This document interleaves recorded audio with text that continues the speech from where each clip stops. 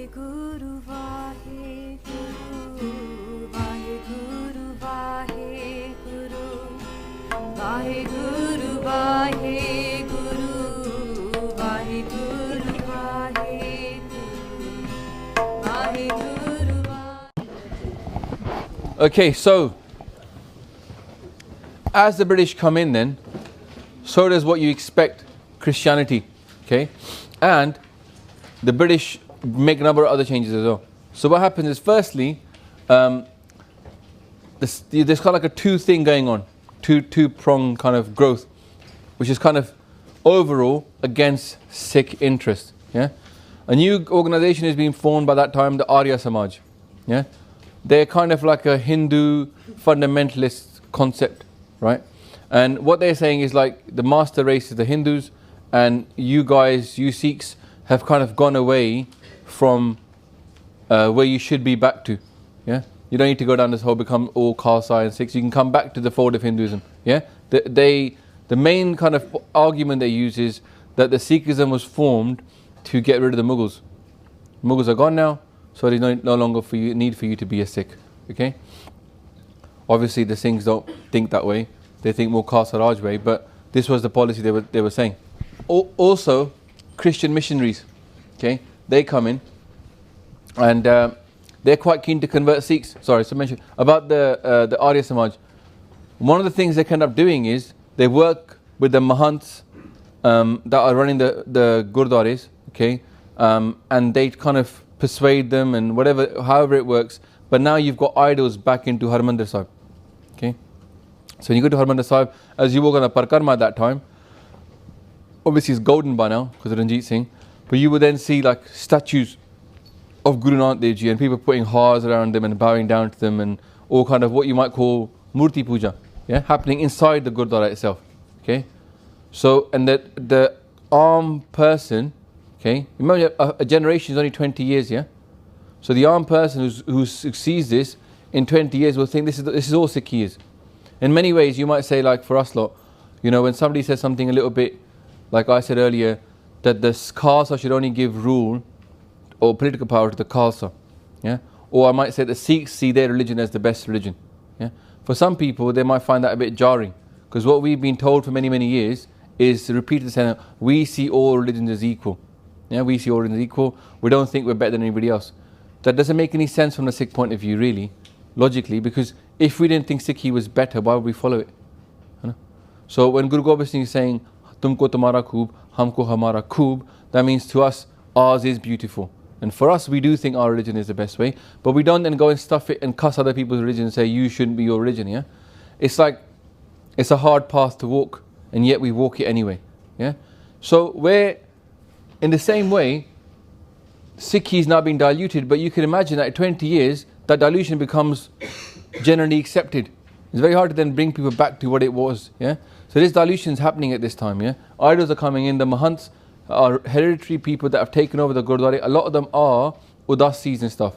Because when the Nihang Singhs couldn't run the Gurdwara, okay, then they gave it to people that didn't look like Sikhs, yeah? And these guys were, traditionally they were quite open-minded, okay, but they respect the Khalsa. Over time, those hereditary members start working against the Khalsa, okay, and they become antithetical to Sikhi. The Christian missionaries are very keen to convert. Obviously, they managed to convert the king of Punjab, Dalip Singh, yeah, into 1853. He converts to Christianity, cuts his case off. The Raja of Kapurthala, it's only 20 years after Ranjit Singh has died, yeah. In 1862, he invites, yeah, the missionaries to come over and preach. Gives them like a mission, gives them jagar to come and set up a church, etc., and preach Christianity to. And 4 kids convert to Christianity. Now, why I mention these 4 kids, because this was quite a big thing. The 4 Sikh kids had converted to Christianity. Now, you can imagine nowadays people are talking about, oh, this person. It's almost like everybody knows somebody who somewhere might have converted. I've met so many people who said converted out of Sikhi. At that time, this was unheard of. Unheard of. Frangi religion. 20 years ago, we hated it, and now people are converting to it. Okay, obviously Raja Kapurthala at that time probably benefited from the financial, support of the British government in inviting these people over to convert. Yeah, there's a massive cathedral made in Amritsar. literally next door to Darbar Sahib. As you go into Darbar Sahib, this massive cathedral looms over it. It was huge, very tall building. Yeah, it's not there anymore. But if you look at the old pics of Amritsar, you will see that basically they built that and they got rid of one of the palaces of Ranjit Singh and they built it there. Okay, so it was quite a deep intent to malign Sikhi and wipe it out. They definitely wanted to get rid of Sikhi because they knew Sikhs get their strength from Sikhi. Okay, so to control these people, get rid of the power of Sikhi. They also tried to. They also did increase their control of the Gurdwara. What you get in 1859 is a Gurdwara administration plan. The British government is now making a plan on how the Gurdwaras of the Sikhs are to be administered. Yeah, it's crazy, isn't it? Imagine the Sikhs giving, a church administration plan. It's pretty rude. They appoint a Saraba. This is the person who's going to administer this for them, the head of the kind of, the administration of the Sikh Gurdwara. The Mahants again strengthened their positions under this guy. They actually stopped Katha, okay, in a lot of Gurdwara, and in Harmandir Sahib, no more Katha happening. It's all Kirtan only. And to this date now, that tradition continues. You've got to question, why are we changing our traditions, not going back to the traditions we had? But this happens. And the slogan of Raaj Kare Khalsa, you've got to remember what it meant in those days. It meant the Khalsa will rule the world. Yeah? And it still means that. That was banned from people from saying it in Harmandir Sahib. Yeah? And people still to this date don't say Raaj Kare Khalsa in Harmandir Sahib. In 1877, they actually tried to auction off Harmandir Sahib. The cheek, innit? Yeah? Auction it off. On this day, nothing was going to stop it. The Sikhs were not in charge. Nihang Singhs had fled now from Punjab. They had gone down south to Hazur Sahib. Okay? There was no Sikh Fauj. Okay? Most of the people subservient to the British. It's been, by the way, run about 27 years since the British Raj actually happened, and about 37 years since the Ranjit Singh kingdom was in full swing. So times have changed massively. Imagine how 37 years ago what Britain was like. Okay? So nothing was going to stop this apart from Pratak Maharaja to come down and do it.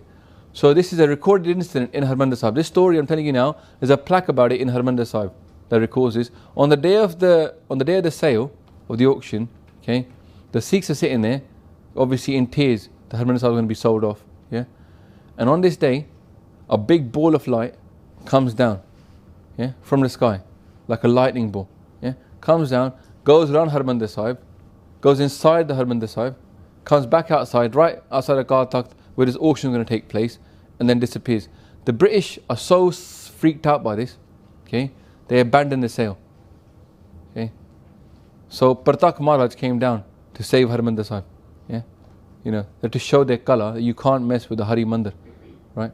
So, and also, the Sikhs are banned from carrying weapons. Okay, apart from their ceremonial kirpan, you can't be out there tooled up like a Nihang Singh. Okay. Now, one of the other things they had is a big obsession with censuses, and pigeonholing people and classifying them and studying them. Yeah.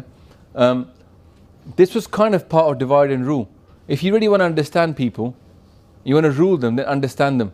Yeah. Understand their prejudices, and they would use that information against people, against each other, right? Play them off against each other. So when they started to say to people, "What are you?" they were forcing people to choose what they were. And this kind of standardized their belief system. That you believe in this, you believe in that, then you must be this, then you must be that. So people had to sort of choose if they were Sikh or not, or they were Hindu. Yeah? And this kind of reduced the Sikh population in any way, because many people were Sikh in that sense. They would go to Gurdwara, they would Matha Tek, they would follow Bani, they would read part, but at the same time they might be reading the Hanuman Chalisa, yeah? And be a bit more eclectic. Now for me, this comes back to the point, is Sikhi a religion or is a Khalsa a religion? You might say anybody who's following Guru Granth Sahib Ji in one way is learning from Guru Granth Sahib Ji. But those that have given their head to their Guru and they belong to him, then they're the Khalsa. And they have a distinct code of conduct, a distinct look, a distinct way of, they can't do certain things, they can do certain things. But somebody who's not taken Amrit, it's kind of making their own mind up in a way, innit? How much they follow it. Some people are keeping their case, some people are not. Some people are reading part, some people are not. Yeah. So then what differentiates that person then from somebody who's a Hindu, who's also reading part, happens to go to mandirs? And so you see, just for me, there's the wider world and there's a Khalsa. The Khalsa is following the rules strictly, yeah, and giving themselves to the Guru, and they follow nothing else but Guru. And everybody else can kind of take and pick and kind of follow as much they're inspired, as much Guru has kirpa upon them, yeah. But when they decide to say, look, I want to follow it properly, then in a way you got to, the Khalsa is there for them, okay. But also, the Sikhs need to understand that this is an important way to get power within the British system, okay. Because the British system works on classifications, it works on people saying, tick, I am a Sikh. Now you need to get people to tick you're a Sikh, because the more you are, the bigger your numbers, the more you can have power within the British system. So now we have to organise ourselves to kind of play this new game of democracy in the British system. So this is what's happening at the same time. I'm just giving you an idea of the kind of different things that are going on in people's minds. Yeah. Another thing that's going on is the British now are trying to recruit the Sikhs into their army. This is where our martial history within the British army comes in. Because initially, they're trying to kill Sikhi and kind of kill the Sikh spirit. Yeah? And they kind of still malign Sikhi, but suddenly, what happens in 1857 is the Indian Mutiny. Okay? And this really is when the British government end up really taking over the East India government, Indian company, and making it their crown, and the Queen becomes the Empress of India after this. Yeah? The Indian Mutiny basically took place where the Hindus soldiers and the Muslim soldiers refused to use the British bullets, because when they used to bite into that thing where they used to keep the gunpowder pouch, there was cow gelatin used and pig gelatin used, and both of them were unhappy about this. Yeah, so they refused to use it, and there was like the British said you have to use it, and there was this big mutiny. And what they did is they captured all these British people, killed a lot, and the rest of them they had them kind of kidnapped and kept them in a little place. Yeah, so the mutiny, they said we're going to take over. This was a big thing back in England. They couldn't believe this happening, so they needed somebody neutral outside of these Hindus and Muslims to come in and destroy these guys. And the Sikhs were like the ideal, because Sikhs were northern Punjabi people. They didn't relate to Bengal and where this was taking place. Yeah, they were like southerners over there. So they kind of divide and rule, played one group off against another, and the Sikhs were the people that were then, recruited in the British army. All the Sikh soldiers were then told, right, you must take Amrit and wear this particular style of British turban that they wanted. Yeah, but also they had to take an oath of loyalty to the British, an oath over the Guru Granth Sahib Ji. So they will swear to Guru Granth Sahib Ji to be a Sikh, and they will swear to be loyal to the British. So this is how they kind of, a Sikh should only be loyal to the Akal Takht, really. Yeah, but they were getting them to swear loyalty on Guru Granth Sahib Ji to the British government. So they kind of, what you might say, they kind of, we became house slaves. Yeah, we were within their house, we were working for them, and yet we had a lot of freedom within it to practice, do our kirtan and do our simran, do our part, and yet only if it served the British interest. Yeah, so this was going on, and a lot of Sikhs then were signed up at this time, because again, this is 20 years after the Ranjit Singh's poll. There's been a decline.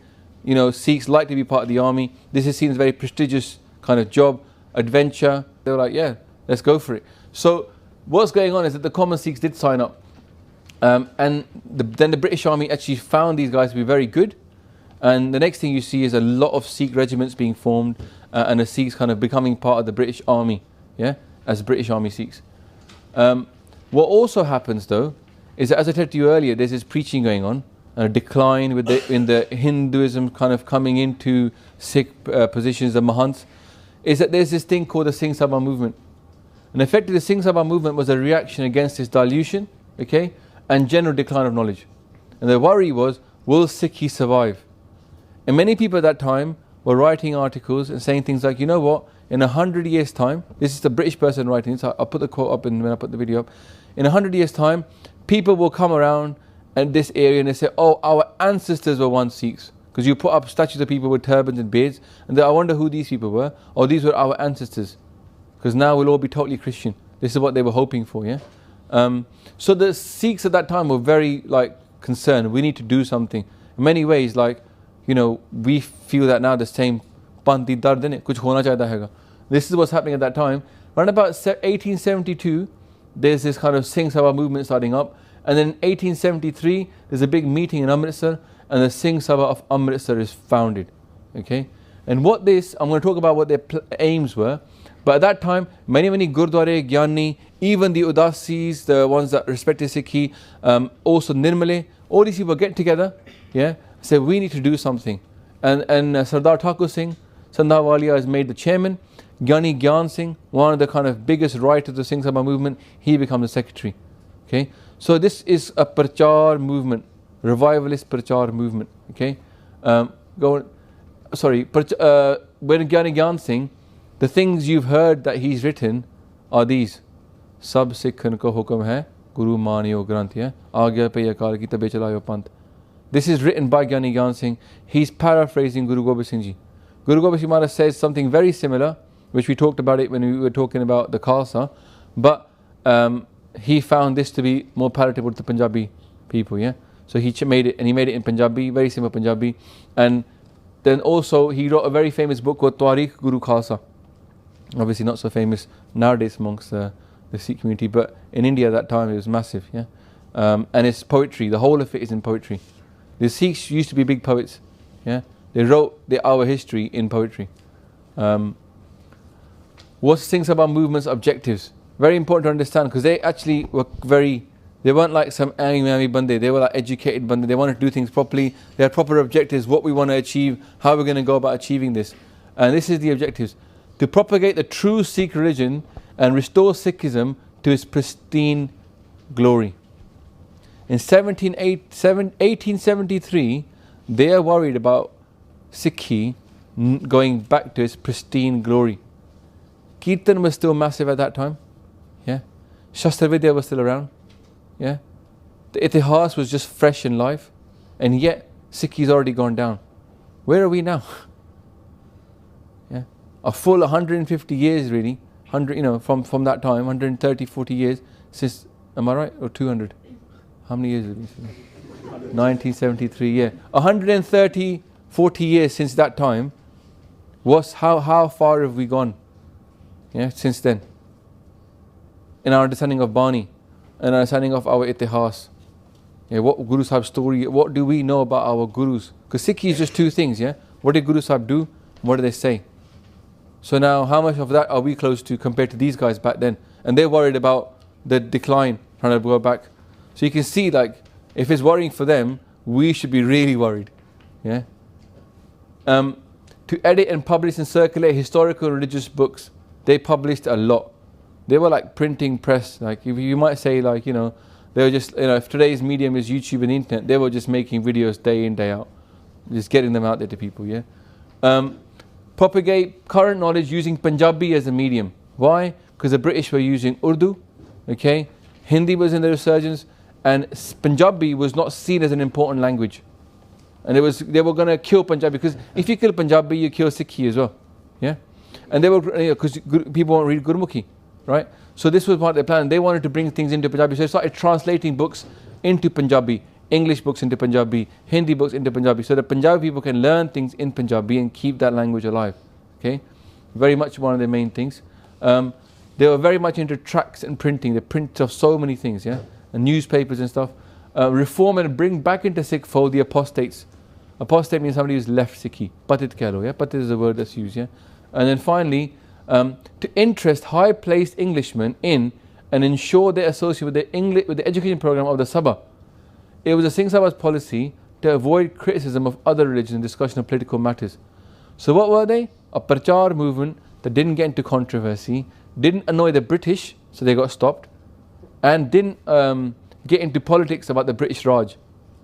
They're like, yo, let's leave that aside for now. Let's focus on getting Sikhi spread out there.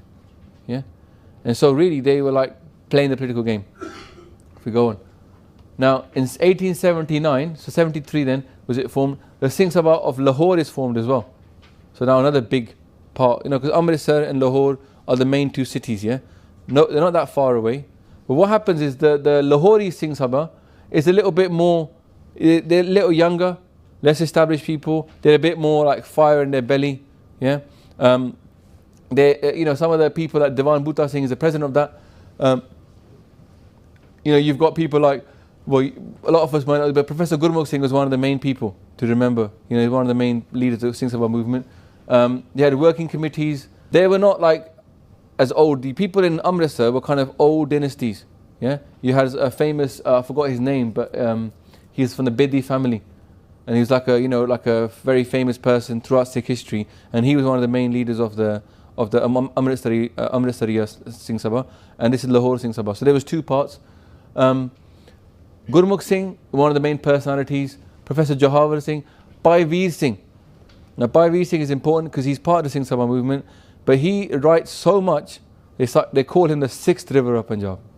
Yeah, he's just flooding, articles. He's a very big spiritualist as well. A lot of people were influenced by this guy. Bhai Veer Singh was not just a writer or an academic, he was a proper Bhagat. Yeah, Baba Harnam Singh in their book of in Rampur Khirewale, they write their book of Sekaniya, they go and meet him, and they said they used to talk to each other at a spiritual level, higher up than kind of physical plane. They would communicate with each other. And once when they went to meet him because they were falling ill, Bhai Veer Singh was quite ill, Baba Harnam Singh sitting outside, no one knows who he is, because he was quite a simple one in terms of the clothing, and Bhai Veer Singh's inside, and then the servant comes out and goes, "Are you Baba Harnam Singh?" Yes, I am. He goes, "Bhai Veer Singh's calling you." Yeah, he comes inside. So they were of that level. Other major people, Khan Singh Nabha, in 1898 wrote a very famous book saying, "We are not Hindus, hum Hindu nahi."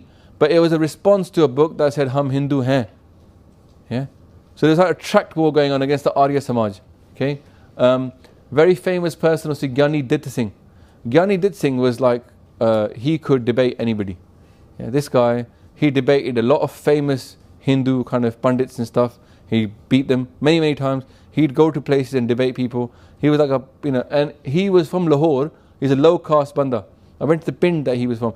He's really well respected amongst the sort of nowadays in education, especially the kind of what you might call the missionary community. Yeah.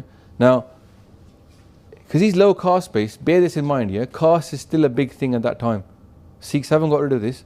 Gyani Dit Singh, would do katha in a Gurdwara, do talks. He was not to have prashad in the Gurdwara. He had to go outside to near the tree outside the main darbar, where they would give prashad to lower caste people. And yet, he never once argued about that. He accepted that, and yet he was doing prachar in the Gurdwara, inside on the stage. Yeah, these people, they were determined. Even if they were treated really horribly and pushed away, they were determined to keep on going and do something for the Panth. Yeah, and in terms of prachar, they were successful. Yeah, they did a lot of prachar. Okay, Gyani Gyan Singh, again, secretary of the Amritsar, but he's one of the main people in the Singh Sabha movement as well. So these are like the stars at that time of. Now you might say, some people say, well, they criticize them to say, they kind of changed some of the history. They went away from Tat Khalsa principles or from the Nihang Singh principles.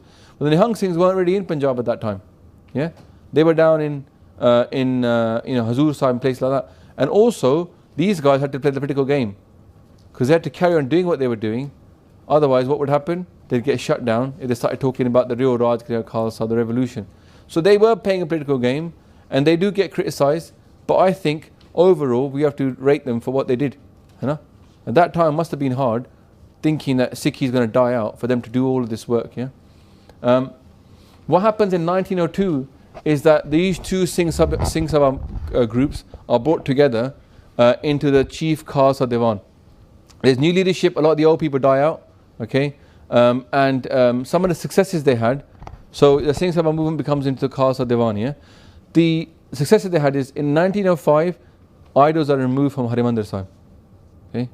That's a pretty big success, I'd say. Also, the Nand Karaj Act is instituted. So now, it's a legal act that the Sikhs, when they get married by Nand Karaj, it's a Sikh act. It's not classified as a Hindu marriage. This is the act that the Indian government got rid of. Yeah, when we got independence. Yeah, in 1847, they got rid of this act, which was around when the British set it up. And it was exclusively Sikh ceremony of marriage. In 1909 that was set up. And basically what they did for me, okay, they had faults or whatever you can call, but what they really did was they set up a kind of an environment, for a revival. They set the stage so people knew roughly what Bani means, they knew roughly what Sikhi is about, and now they wanted to do something even more than what these guys had done.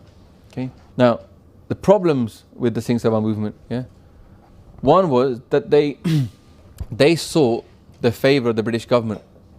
Yeah, because it was their patronage of the British that allowed them to succeed in what they were doing.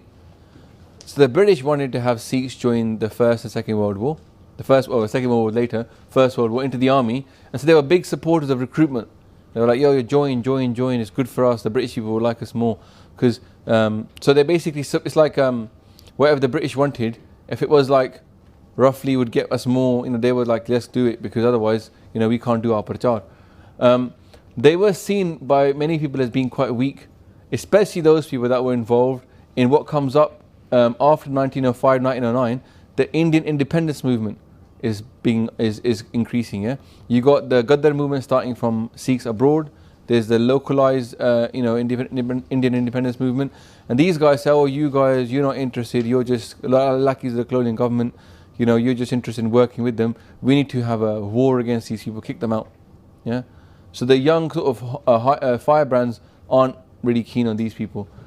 Also, they didn't really work anyway to free the Gurdwaras from the Mahants and the British control. They worked around it. Okay, so these are the two criticisms that were levelled against them. So again, they were seen as weak by those who were involved in the Gurdwara reform movement. Keep going.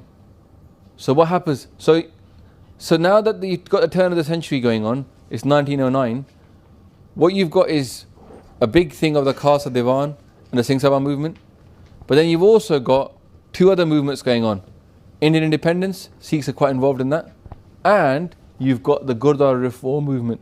Now this, I'm going to talk, for the rest of this session, we'll talk about the Gurdwara reform movement, okay? We're not going to focus on the Indian independence movement because next week, on a Tuesday when we are at UBS, then we'll be discussing from 1925 and the Indian independence movement all the way up to 47 and then after. So I'm going to leave that aside for now. Just bear in mind it's happening, and yet the Sikhs, the Singh Sabha movement is already part of it. Okay, and this movement's not really part of it either. This is more about the Sikh Gurdwara reform movement. Okay, which basically is we need to get the English and the Mahants out of our Gurdwara. They should come back into our hands. Okay, there's a big desire to do this. We might need one of these now. In fact, I won't say we might. We do need one of these. Yeah. In 1913, Gurdwara Rakabganj in Delhi. Yeah, there's a big morcha over there. So how this kicks off is morchas. It isn't just like they don't sit down and decide, right, we're going to do something. You get this kind of morchas happening, people writing, people talking, people getting stuff done. And so this movement is not really as established as like, but it has culminations in different things. I'll talk about them. Lucky Shah Vanjara, this Gurdwara Rakabganj is where Lucky Shah Vanjara burnt his house down with Guru Tegh Bahadurji's bodies inside it. Yeah, and the Gurdwara was made around that Rakabganj. The government decided to just take some land off the Gurdwara, okay, because they wanted to make a road. Instead of going around it, they said, we'll just take your road, take your land, right? So the Sikhs are very unhappy. There was a big lot of protests, fierce agitation there to say, no, you can't do this. In 1914, by Ranjit Singh ji, okay, who is kind of like, you might say the founder or like the main kind of, person respected by the AKJ, he is very much involved in inciting the army to revolt. If you want to find out more about him, there's a book about him. You can read Rangle Sajjan and many other books like Jail Chittiyan. He was sent to jail. His jail sentence ended up him going all the way to like the Andaman Nicobar Islands. He was out all the way, I don't know if you know where those, they're like kind of south of Sri Lanka. He was sent way over there. The British were exporting all these freedom fighters, yeah? Either they were involved in Sikh freedom or in Indian independence. They were just getting them out of the country, yeah? And what happens is the Sikhs do start to regain control of a number of Gurdwara in the 20s. I'm going to talk about a few more morche that happened here. Go on. In 1914, World War I breaks out.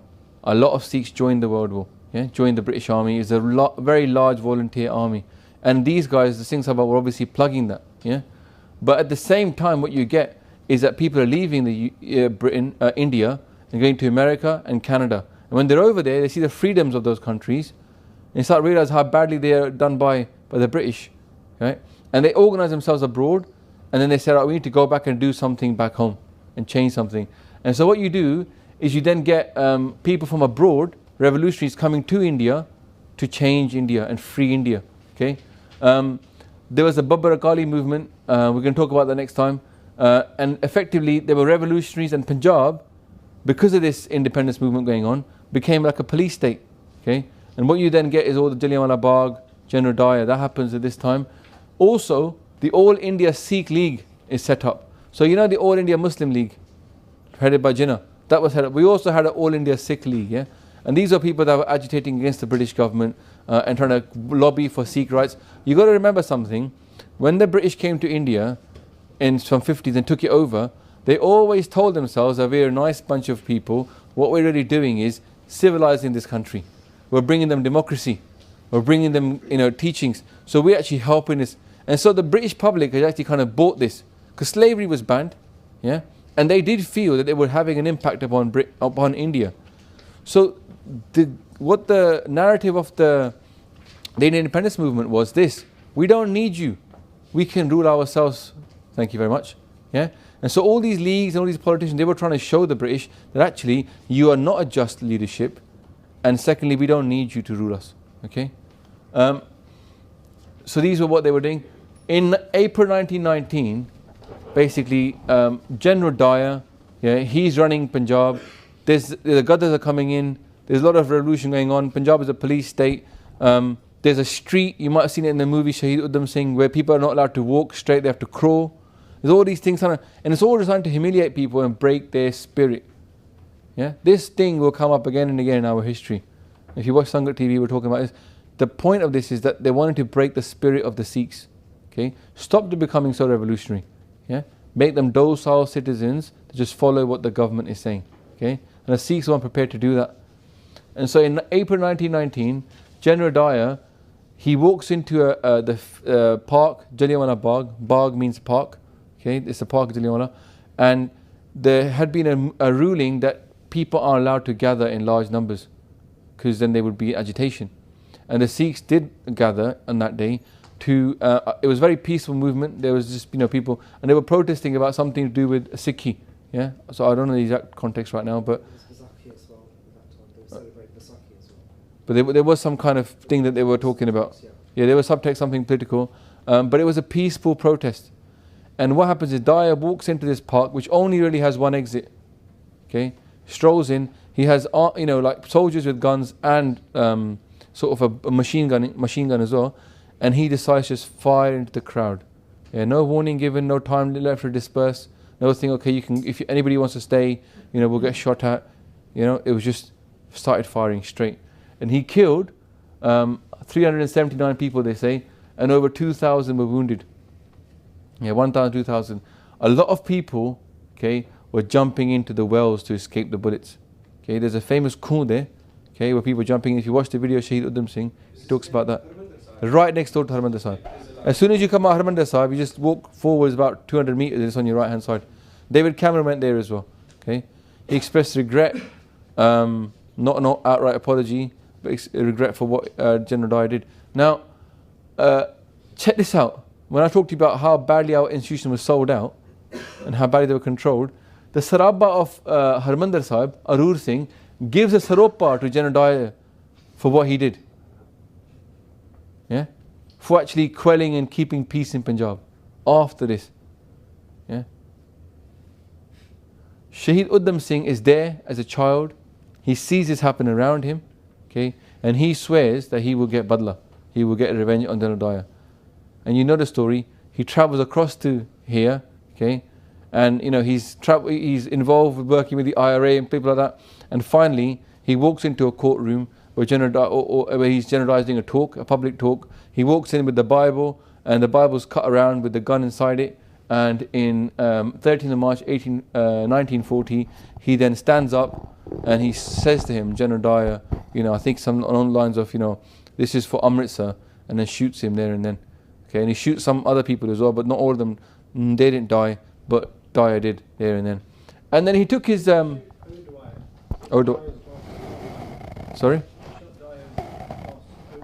All right, he didn't shoot Dyer. All right. See, my history's not always on point. Put this in the video. Okay. General O'Dwyer was shot dead, not Dyer. Okay.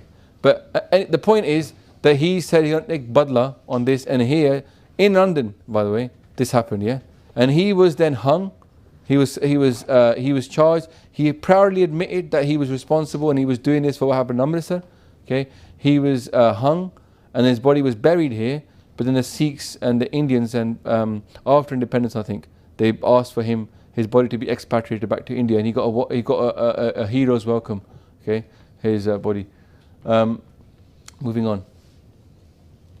So leaving that independence movement, because next week we're going to talk about Kartar Singh Sarabha and other people like Bhagat Singh and people like that. But on the Gurdwara reform side, what happens is that the Gurdwara reform movement and the Central Sikh League, which is another political organisation, okay, like the All India Sikh League, they joined forces, and in 1920, okay, only 2 years after the First World War is over, they then, and after obviously 1919 as well with Jallianwala Bagh, they form the SGPC. Now most people don't know how to say this. They just remember Shromani Gurdwara Pramodar Committee. You might know Gurdwara Pramodar Committee because they're all called that. Yeah, Shromani means the highest. So Sri means Shromani as well. Yeah, but they set this up Shromani, and what they do, what this is a way to tell the British, we don't need you to run our Gurdwara for us. We are organised. We can do things ourselves. Yeah, that's the main purpose of it. Nowadays it's maligned, but you got to understand, they were working within the British system. They had to reform. They had to present themselves to the British in the British way, and this was the British way. Just like, for example, we want to set up a charity here, we have to work along with the Charities Commission. Yeah, we're going to set up our own thing and enjoy all the benefits that come with that. We have to work within the system. So they work within the system and they set up this. But the Khalsa obviously wanted to run its own Gurdwara, which is why I did this, and they aim to show democracy. So they've had members who are voting, yeah, and getting people to register themselves as being members of the SGPC so they can vote. The problem here is voting a part of Sikhi? That's a question to you guys. So how many people think that voting is equal, is a part of Sikhi? Okay, well, how many people feel that it's not part of Sikhi? Okay, a few more hands gone up. So who gets to decide then how Gurdwara are run? Sangat? All the Sangat? Any Sangat? Committee members? Who gets to choose the committee members in? Panj Pyare? Somebody said Panj Pyare? Okay, who feels they have a right to vote in their local Gurdwara? Who feels they don't have the right to vote in the local Gurdwara? Okay. Now, the thing is the question I put up there is the right to vote. That's the key thing, isn't it? Right to vote. Who has the right to vote? Because when you have democracy, it's all about getting the right to vote. So a 12-year-old kid can't vote. They have no right to vote. So they just have to sit there and deal with it. Yeah. But a 16-year-old or a plus can vote. Oh, I think it's 18 in this country, but they're bringing it to 16. Yeah. Here's another question. Then I asked that question: who's the right to vote? Who feels they have the right to be one of the Panj Pyare? There's not a single hand goes up in the room. Yeah. Including mine staying down as well, conspicuously. Yeah. Because how does it work? You prove yourself worthy of being one of the Panj Pyare. Not just every Amritari can become Panj Pyare as well.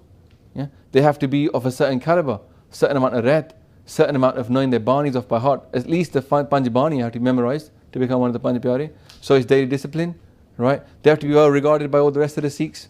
The Sangat choose the Panj Pyare. Yeah? But not just any, they have to fit certain rules, but obviously they get, they're marked out. Yeah? The Panj Pyare, when they stand in front of an audience, the audience accepts them anyway because they all know them and they respect all of them. There's no grumblings, oh, I don't like this one, I don't like that one. These are the people that you would go, wow. Yeah? Hanji. How would the Sangat elect the Panj Pyare? Well, the Sangat wouldn't, you see. The Sangat wouldn't. The Khalsa would elect the Panj Pyare. Yeah? And they would be pushing each other forward. The people, tusi jao, mani. And the people would get sort of funneled into this kind of thing. And then obviously there were this key test. Do you have your Bani Kant? Do you have a good nickname? There's certain tests that are already there. Yeah? A certain part of your Naam Kamai and things like this. So basically my point is, if we don't have a right to Panj Pyare, our leadership was always the Panj Pyare. So we have a meritocracy in place. Our system is not voting, It's a meritocracy. And the only people who really get to express a vote in the leadership of the Panth are the Khalsa. And the Khalsa were always led by the Panj Pyare. Yeah? So, the rest of the Sikhs never really saw themselves as being able to vote. They saw themselves as being like, you might say, the king and the subjects. The Khalsa was the king, the Khalsa was a Raja, Khalsa Raj, and the people were the Parja. And whether they were Hindu, they were Sikh, it didn't really matter. As long as the Khalsa was living up to his duty of providing food, safety, peace, people were happy, yeah, to just carry on about their business. So, well, you might say that, I'll put this point up, equal or different, and it's just kind of a discussion. For me, not every Sikh is equal, yeah, in terms of as a human being, but not every Sikh has the same amount of right to speak in a Gurdwara environment, okay? Because anybody who follows a Sikh, he is a Sikh, but only those people that are actually following it properly get the say in the workings of the state. Because a Sikh Gurdwara or a group is not an apolitical environment. It's a political environment, yeah? Everything for us is meedi peedi. So in our politics, only those people that are actually committed politicians should take part. That's my view, and that's how the Khalsa in those days did see it. Yeah, and the Panj Pyare are kind of attest to that. That do we see we have a right to be a Panj Pyara? No. Maybe somebody might think we're worthy of being one, but most people will say, no, it's not me. Like Kapoor Singh is an example. When they made him a leader, he didn't want to be a leader, and he made sure he got his seva, and that the Panj Pyare gave it to him. Yeah. So, but the point is that the SGPC adopted democracy of anybody who was a Sikh. So the next thing they had to do was work out who was a Sikh and who gets to vote. Yeah, because it was very fluid back then. So that leads to the next thing. Also, something else they did is they set up this Shromani Akali Dal. Who's heard of the Akali Dal? Heard this thing floating about? Yeah. This was set up at that point. And what it was is a Sikh political party. So this was like a Sikh Gurdwara, Sikh committee of leadership. And then on the politics side, the politicians and the kind of people that were going to go and take part in political agitation, that was the Akali Dal. Okay? And they were given the mandate. So now, Akali Dal is no longer a Sikh political party. It officially no longer is a Sikh political party. In its documents, it's now a secular party. Okay? It doesn't have any religious affiliation.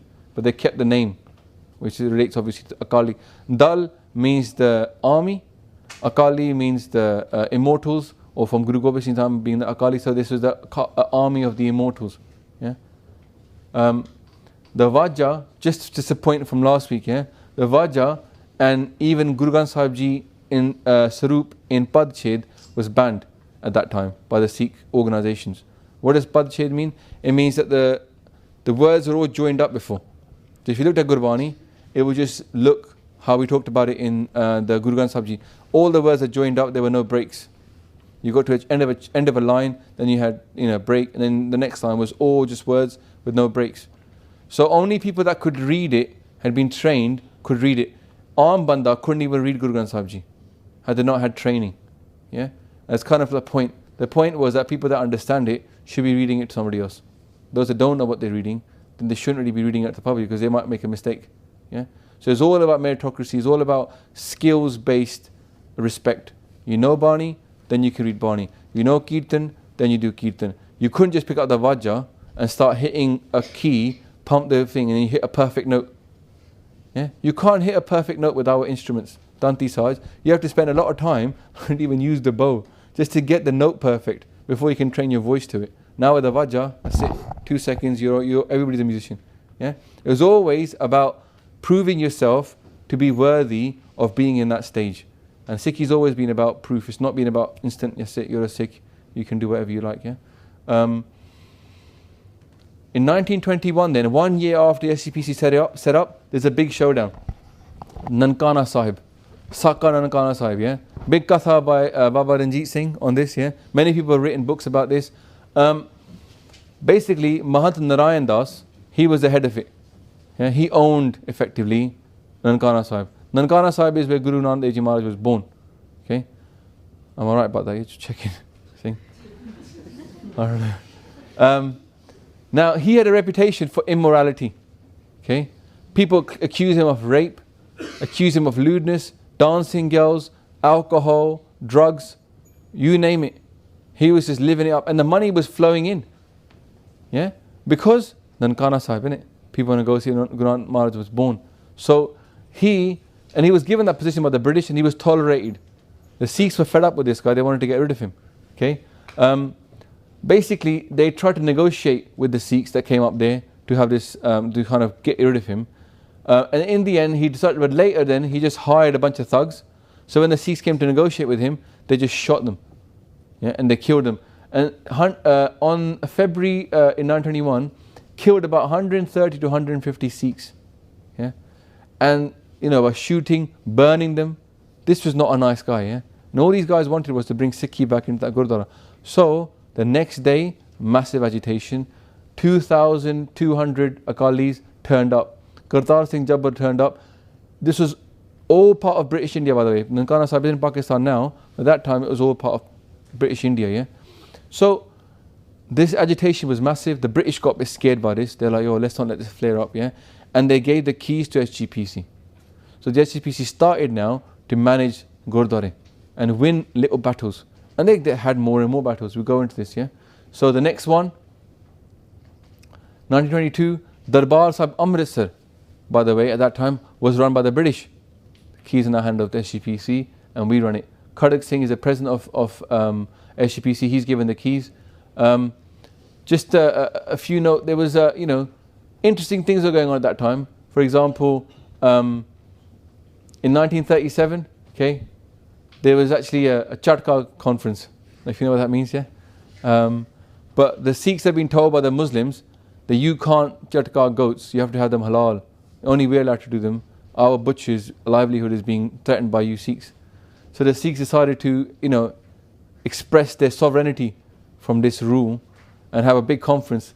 And they Chatka about 50 goats to prove the point that we can do it too. Yeah, it's just a point to know that the mentality of the Sikhs at that time was to rebel against any rules being put upon them. So whenever someone says you can't do this, they're like, oh yes, we can. Yeah. In 1922, Guru Ka Bagh Morcha. Okay, there's a big morcha. They stopped the Akalis from using some wood from the trees to cook the langar. Yeah, and so what they did is they had a massive morcha there, and it was a non-violent morcha. So they ordered Ardas that we are not going to be violent on this day, Maharaj. Yeah. Now this is in 1922. Okay, and C.F. Andrews is a reverend at that time. He's there. He's observing this. Yeah, Christian guy, and he says the vow of non-violence was kept to the letter. If you watch the videos online about this, yeah, they are being beaten with sticks, pushed back, and they're just sitting there saying Waheguru, Waheguru, and they're being beaten. And he says that every day he saw like 100 Sikhs being crucified, 100 Christs being crucified, because they were so steadfast that they were not going to use violence. Okay, now this non-violence was before Gandhi and all of his non-violence. Okay, in many ways Gandhi saw what happened next, because this was a PR disaster for the British government. Okay, all over his report, C.F. Andrews' report, other people's reports are being now posted out in British Parliament, in British newspapers, the free press, remember. Yeah, and what's happening is that the Sikhs are peaceful and the British are brutal. And does that work with the British idea that we are here to support these people, here to let them grow and become independent? So they're getting criticised that we are not these kind of. Why are we so zalim towards these people? Yeah. So the press is working for the Sikh interest effectively at that time. And Gandhi actually hated the praise for the Sikhs for what they did. Yeah, he hated this idea that they were getting, and so he pretty much adopted this non-violence policy. It works, but he didn't want them to get all the praise. And if you people say why, how do you know this? He criticised a lot of these things that were being done at that time. Okay, publicly, never gave any support for it. Instead of saying yes, this is good, the Sikhs are standing up, he just said, he didn't say anything. He criticised the Sikhs.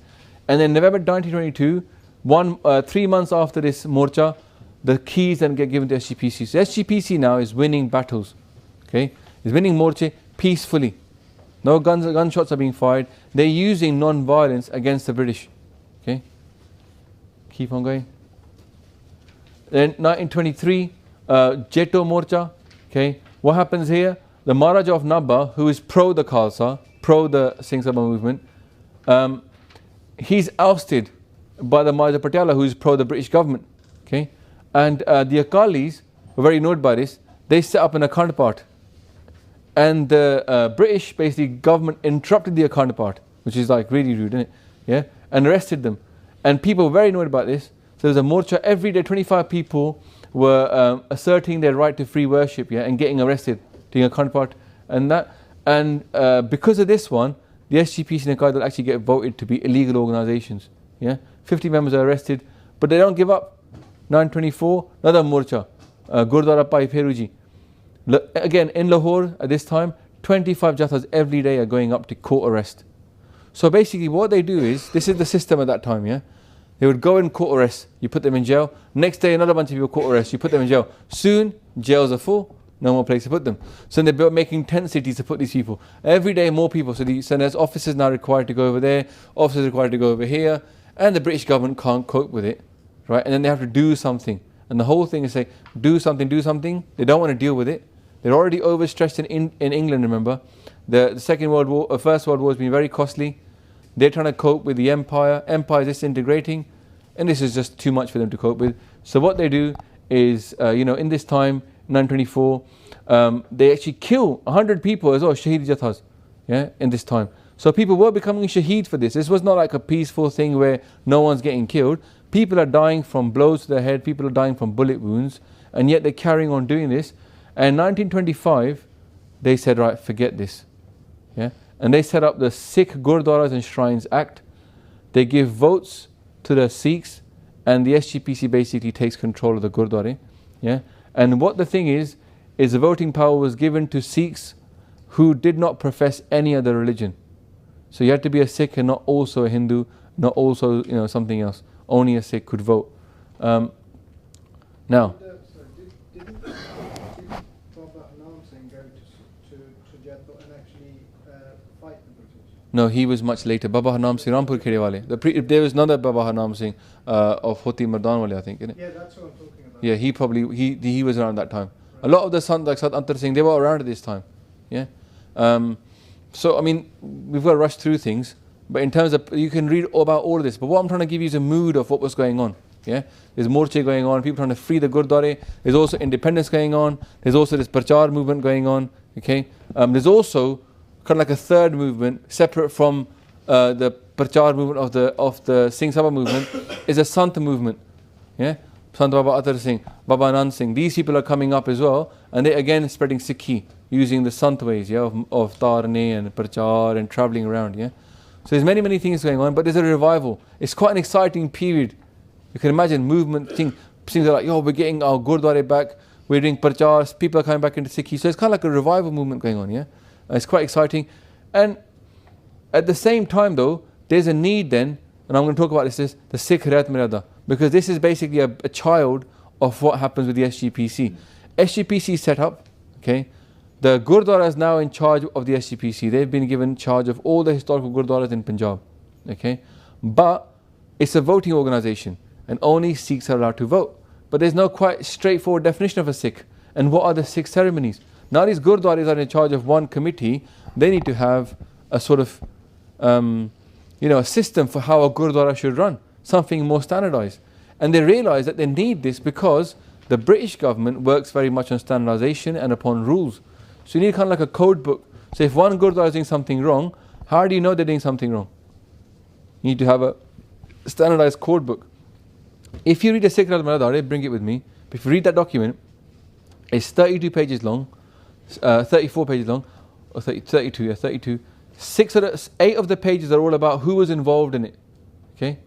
And so 24 pages are actually about what Sikhi is. 24 pages. Our entire rule book is 24 pages. Yeah? And it's enough, honestly. If you just read it and understood it. And if you haven't read it, download a copy online. I'll put the link up there. And you can also, you can go on our channel, and there's a whole playlist called Sikh Rehat Maryada. And I did a katha of it for about 2.5 hours. Worth your while to watch it, because it doesn't just cover what you might think is like, Gurdwara. It covers everything. It covers your part, your ardas. It covers how to get married, how to make prashad, how to run the Gurdwara, a wedding, birth ceremony, the birth naming ceremony, so many different things in just 24 pages. Very simple, very straightforward, and it's for me, it's like the basis for agreement in the Panth. Okay, how did it come about? Around about 1915, they were saying we need to get one of these. The idea was out there. In 1931-32, they made a draft. Okay, and that draft then was agreed in 1932, and then the agreement to get it finalized took 13 years. So for 13 years, we were fluffing about trying to get a 24-page document agreed. Yeah. Why? Because everybody had to assent to it. Because it had to be a Khalsa, Akal Takht Sikh Maryada. The SGPC only print this Maryada. They didn't make it. Okay. If you know my viewpoints, I really support this document. I'm a big fan of it because a lot of the arguments in our Panth are kind of very sensibly, settled just by this little document. If you're not much into Sikhi, you might find it a bit strange because it's quite, it's just very boring in that sense. Yeah, it doesn't talk about Naam that much. However, when you're into Sikhi and you see the politics amongst different groups, yeah, and you understand, then you see this is quite an enlightened document. Okay, it is based upon Hukamnamas and Bani. So it's not just magical, people sat down and wrote notes. It's based upon a lot of history. It defined a Sikh, and because it was about voting rights, and because the British system had to work. Now what is a Sikh here, defined by this, okay? Somebody who believes in one Akal Purkh. Is it in your document? Although I don't think it is. I wrote this later on today. One Akal Purkh. You have to believe in. So the problem with this definition is about belief. It's about belief, okay? It's not about following, it's about believing. So the Sikhi is more about following, but the basis, first page says this: you must believe in one Akal Purkh, not two or three, just one, okay? Secondly, you must believe in the 10 Gurus. You can't say, like a lot of people do, I do like the first 5 Gurus, I'm just not so sure about the next 5 Gurus. You must believe in all 10 of them. ठीक है ना? From Guru Nanak Ji Maharaj to Guru Gobind Singh Maharaj. You can't say, oh, I like Guru Nanak. I don't know what happened after then. Yeah, a lot of people do this as well. So the third thing you must believe in is all of their writings. Okay, all the writings of the Gurus. The third thing is Sri Guru Granth Sahib Ji Maharaj. Okay, and then the fourth thing is all the writings of all the 10 Gurus. Now, why is Sri Guru Granth Sahib Ji the third thing, and the fourth thing is all the writings of all the 10 Gurus? Because most of the writings of the 10th Guru are not in Guru Granth Sahib Ji, nearly all of them. Okay, so therefore, you can't disregard Guru Gobind Singh Ji's Bani. A lot of people now, there's an organisation called Guru Granth Da Khalsa Panth. Yeah? How can you be a Khalsa Panth of Guru Granth Sahib Ji Maharaj? Are you saying you don't believe in Guru Gobind Singh Ji's Bani? In which case you can't be Khalsa, because to make Amrit, you need 3 Banis from Guru Gobind Singh Ji Maharaj. Yeah? So it's a bit of a silly concept, but the point is you must believe in all 10 writings of all 10 Gurus. And the fifth point, and also you must believe in the Amrit ceremony. You can't say, oh ji, main to na Sant to Amrit la sega. Sant ji gave me Amrit from some. We ask some people to say, I'm Amritari. Let's do katha about this the other day. They were like, so if you ask some people, they got the case, pag everything, you say, you're Amritari. They go, we are kind of Amritari. You say, how do you mean you're kind of Amritari? Well, Sant was giving chula, I took some. Or Sant ji was, our Baba was, he eating some food, and we took the food and we ate it in his juta and his Amrit, so we became Amritari from that. You must believe in, the only Amrit you can believe in is Khande Bhatti the Amrit. Okay? This doesn't mean that you have to take Amrit. Yeah? You must believe that is Amrit. Yeah? Some people do criticize Khande Bhatti the Amrit, okay? And they say always, I would take it from the Gurus, but I'm not sure about the Panj Pyare. Again, you can't hold that belief, yeah? So these are the kind of few things you must agree upon. One Vaheguru, 10 Gurus, Guru Granth Sahib Ji, writings of all 10 Gurus, Khande Bhatti the Amrit, and finally you must profess no other religion. Yeah? Can't be Christian and I'm kind of Christian, kind of Sikh. I'm kind of Hindu, kind of Sikh. I kind of, I like Islam, but I was like Sikhi. The people that vote though have to have this view. Now I agree with you that doesn't mean that they're following Sikhi. Just saying I believe in it and then go about your normal day having a fag, couple of a bit of booze and stuff. It's not really, the but that was what they'd adopted because they needed something to agree upon. Okay, but that's just page 1. This is a 24-page document. This is only a small paragraph. Okay, the rest of it does go into what is Naam, what is Sikhi, what is the point of Sikhi, how should a Sikh live, should they have to have a spiritual discipline, they have to have a commitment to the Panth. So a lot of good stuff is in there, where you might be an appropriate word, but the meat, yeah, of Sikhi is in there. But at the beginning it gives you the kind of, you know, the kind of legal definitions. Other things. One point people always bring up, and I'll bring it up here. What does it say about meat? It just says you can't have halal meat. Okay? Don't kill me for it. I didn't write it. A lot of people took 13 years to make this document. It does not say you can't eat meat, but it does say you can't eat halal meat. Okay? Kutta is the definition of halal. And the other controversy, I think it deals with it quite well because it doesn't really go into it. It just says, but also it doesn't say, okay, that you should eat meat. Just so you're aware. Because if people think, you know, if it's allowed, it's great, I can do it. It doesn't say you should eat meat. All it says is you can't eat halal meat. Then also there's a controversy in our Panth about Ragmala. Okay? And what it says is, Ragmala is right at the end of Guru Granth Sahib Ji. It's after Mandavani, Mehla, Panjava and Salok. There's a little bit which is all about, and if you see a counterpart, if they finish off with Athara Das Bis, that means it's Ragmala's read out. We talked about it last week, Ragmala. What it says is this: you may or may not read out Ragmala in your Sahaj part or counterpart. It's upon the tradition of the place. But you cannot print or make a Swarup of Guru Granth Sahib Ji Maharaj without Ragmala within it at the very end. It's quite enlightened in that way. So in Akal Takht Sahib, because it's Akal Takht is the Akal Takht Maryada, they don't read Ragmala. However, in Harimandir Sahib, they do read Ragmala. Yeah? Because that's the Maryada of Harimandir Sahib, and the Maryada of Akal Takht is for the whole Panth, so they don't read it there. Okay? So there's a story about this. Sant Ji, Sant Jarnail Singh Ji, his nephew was once in jail, came out of jail, had an Akhand Path done at Akal Takht to celebrate the fact that he was free from jail and thank Maharaj. At the end of the Akhand Path, the Taksali, because obviously Sanji is Taksali and so is his nephew, Damdami Taksal people are quite in favour of Ragmala.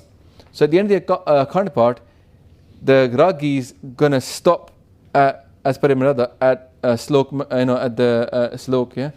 And they put a gun to his head and they say, read it. Get on reading Ragmala. Sanji gets to hear about this, Sant Jarnail Singh Ji, and in the middle of a divan, obviously it's over by then, they walk up to the nephew, stand him up and give him a big slap across his face. Say, who do you think you are to come over here and change the Maryada of the Akal Takht? Yeah, this was founded by a lot of people over many, many years, and you just decided yourself to change it. Yeah. So this is why some people might not be happy with the stance about meat. Some people might not be happy with the stance of Ragmala. Other people might not be happy with, what it says about only a man and woman can marry. But this is the one document that we have that's endured. Okay, and I think it's a good base for agreement. The Panth can change these Maryada, as to come together as a Panth and change parts of it, but that has to be done by the Panth, and one person cannot change the Maryada. So we have to agree, to disagree on that basis, on that. Now here's the thing, yeah. Debates on this was going on at that time. Who is a Sikh? Who is a Sikh? Who is not a Sikh? Yeah. Gandhi was keen to keep the Sikhs non-violent. Although he adopted non-violence, he didn't really want them to become violent because it kind of worked against his policy, which was embarrass the Sikhs. But also, what would violent Sikhs do next? If you start giving people the ability to become violent, then soldiers carry on being soldiers. They don't stop. So he wanted to keep them subdued and back into the kind of shantras, peaceful kind of people. Yeah. And he actually was quite against the idea that Sikhs were distinct. And this is a quote by him, just for you to note. He says, look, my belief about the Sikh gurus is that they were all Hindus. Even though Bani is saying, I'm not a Hindu. Yeah?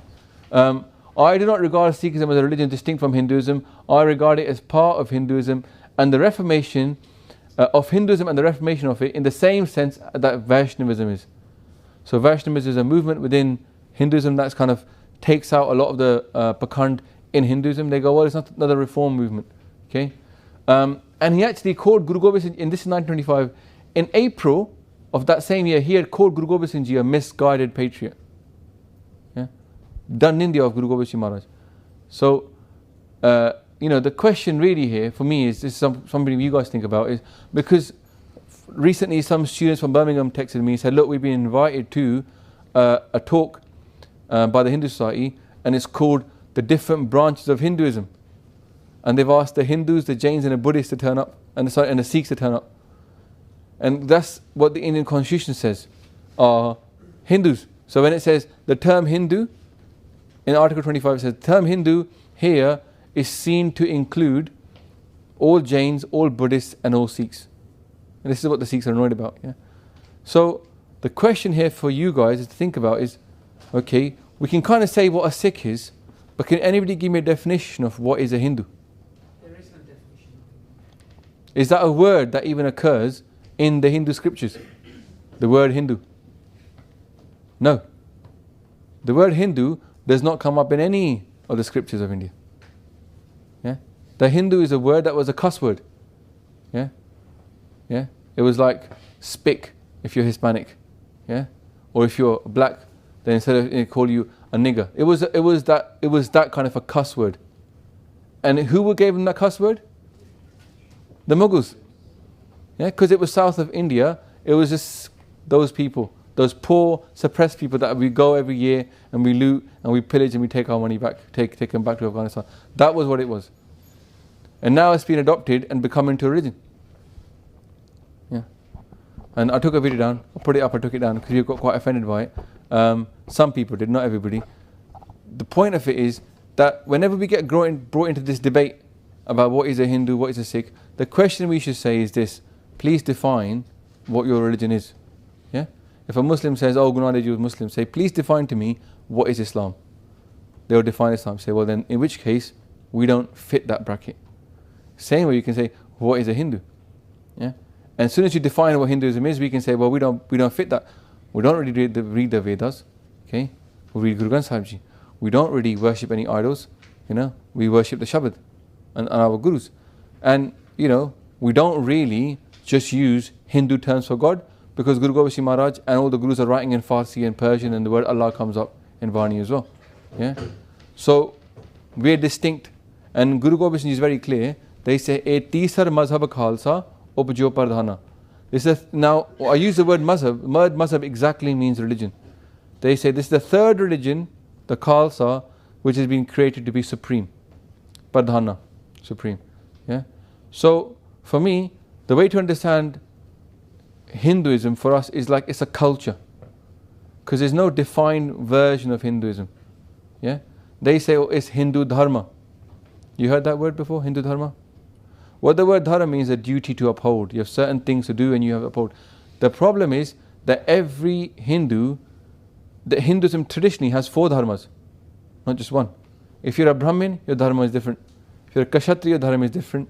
If you're a Shuddra, your dharma is different. If you're a Vash, your dharma is different. So it's not really a dharma in that sense. Yeah, it's not really defined by a religious belief, because there's Hindus that don't believe in God. There's a version of Hinduism called Samkhya. Samkhya is essentially very similar to Buddhism. They don't have God. It's atheistic, and yet it's part of Hinduism. But a Sikh must start with Ik Oankar. It can't be just Oankar. It has to be Ik. There's one being. Karta Purkh. It's a being. Purkh means being. Yeah. So, alright. So we come to the end. Summary. Let's see. So what we've gone through today, because it's quite a long period we've covered in 2.5 hours. We went through the rise of Ranjit Singh's kingdom, how he consolidated power, okay, how he grew, how he had like military power and political power, and very astute person had things. Then we went through the decline, okay, people dying and the infighting, the 10 years of decline. We went through the Sikhs under the British, how they initially suffered quite a lot, and then from the 70s, 1870s onwards, you've got this revivalist movement of Prachar, Singh Sabha movement. You've also got then this Gurdwara reform movement, which is also non-violent, okay? And then you've got the kind of the Akali Dal being set up, SGPC, Akali Dal, Sikh Maryada coming around. And at the same time, you've got the backdrop of the Indian independence movement before even World War I, but especially after World War I, with the Ghadar movement, what's happening after that. We're going to cover more of that next time. And then Gandhi with his kind of Free India movement, which is slightly different to what the Ghadar party were doing. The Ghadars were more violent, they're prepared to take action and take power by force. Gandhi was very much against that and all about, non-violence, okay? And we'll talk about more next week on Tuesday. All right, we've got a few minutes then for questions if you've got anything.